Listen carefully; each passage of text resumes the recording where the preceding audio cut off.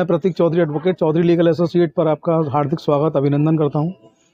आइए ज़्यादा देर ना करते हुए आज का जो वीडियो है, आज का जो टॉपिक है, उसको शुरू करते हैं। बॉम्बे में एक मामला आया जस्टिस सुनील वी सुकरे और जस्टिस M.W.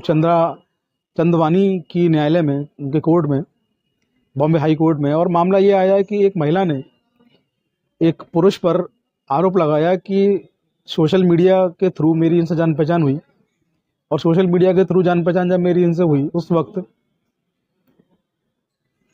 इन्होंने मुझसे शादी का वायदा किया, और शादी के वायदा करने को लेकर के कई साल, लगभग 3 साल तक मेरे साथ शारीरिक संबंध इन्होंने बनाए, मेरे साथ यौन क्रिया की, और मुझे वायदा दिया कि मैं तुमसे शादी करूंगा।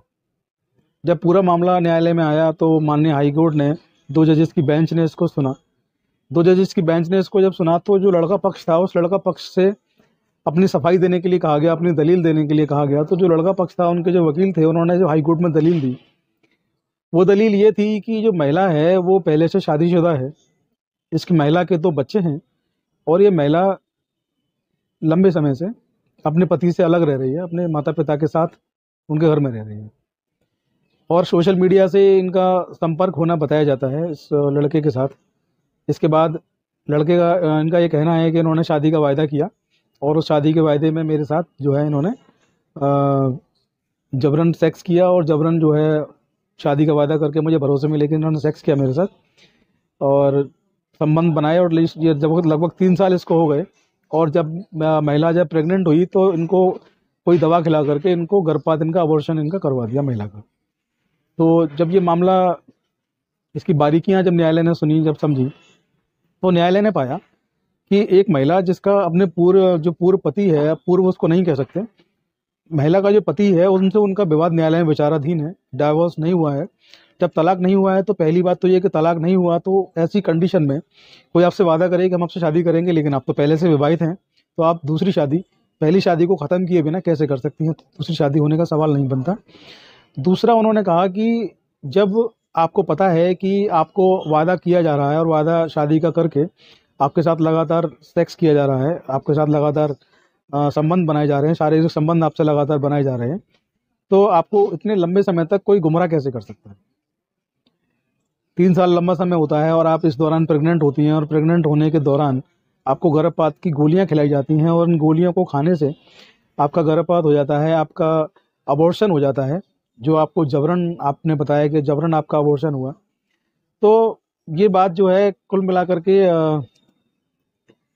न्यायालय ने इसमें पाया कि ये मामला जो है वो रेप का नहीं, बलात्कार का मामला नहीं, ये आपसी संबंधों का मामला है। और एक महिला जो पहले से विवाहित है, 2 बच्चों की माँ है, वो महिला अगर किसी पुरुष पर ये आरोप लगाती है कि वो पुरुष जो है शादी का वायदा करके उसके साथ संभोग कर रहा है, जबकि पुरुष ये कह रहा है कि हम दोनों के बीच में शादी का वायदा जैसी कोई चीज़ नहीं थी, ये मेरे संपर्क में आई पहले, और हम दोनों के बीच में शारीरिक संबंध स्थापित हुए, सेक्स हुआ, और उस शारीरिक संबंधों के स्थापित होने के बाद इमोशनली ब्लैकमेल करके और तमाम तरह से मुझे इन्होंने मना करके मुझसे शादी करने के लिए मुझे ज़बरदस्ती दबाव डाल करके मुझसे हाँ कहलवाया, उसमें मेरी सहमति नहीं।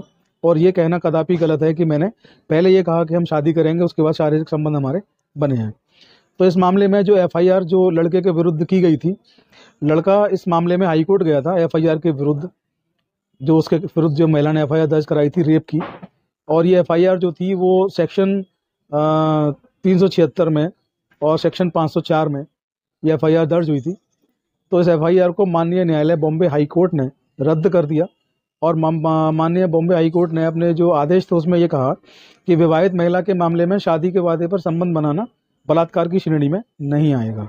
तो एक बहुत महत्वपूर्ण विषय है, एक बहुत महत्वपूर्ण आदेश है माननीय बॉम्बे हाई कोर्ट का। और माननीय बॉम्बे हाई कोर्ट का ये आदेश जो है आने वाले समय में पूरे देश में इसका असर देखने को मिलेगा, इसके जो परिणाम होंगे वो देखने को मिलेंगे। अब परिणाम वो पॉजिटिव होंगे या नेगेटिव होंगे वो भविष्य पर डिपेंड करता है। एक लीगल प्रैक्टिशनर होने के नाते, एक एडवोकेट होने के नाते, एक जागरूक नागरिक होने के नाते हमारा फ़र्ज़ है कि हम आप तक जो कानून है उसको पहुंचाएं। तो हमने इस ऑर्डर को आप तक पहुंचा दिया है। ऑर्डर की कॉपी हमारे पास मौजूद है, जो भाई चाहेंगे ऑर्डर की कॉपी लेना, उनको ऑर्डर की कॉपी निःशुल्क रूप से मुहैया भी कराई जाएगी। तो आज के वीडियो में इतना ही। वीडियो से संबंधित आपके कोई भी सवाल या कोई भी जवाब हो वो आप हमें लिख करके पूछ सकते हैं। इस केस की साइटेशन जो है, इस केस की जो जो पार्टीज हैं, जो तथ्य हैं, वो मैं आपको बता दूं, आप चाहें तो नोट कर सकते हैं। ये देवेंद्र बनाम महाराष्ट्र राज्य का ये केस है 2022 का। इसमें 2022 में ऑर्डर आया है और इसमें जस्टिस सुनील बी सुकरे और जस्टिस M.W. चंदवानी, 2 जस्टिस थे, उन्होंने इसमें फैसला दिया है। तो ये केस है पूरा। आपके कमेंट्स हम आमंत्रित करते हैं। आज की वीडियो में इतना ही। चौधरी लीगल एसोसिएट आपका हार्दिक स्वागत, अभिनंदन करता है। जय हिंद, जय भारत, नमस्कार।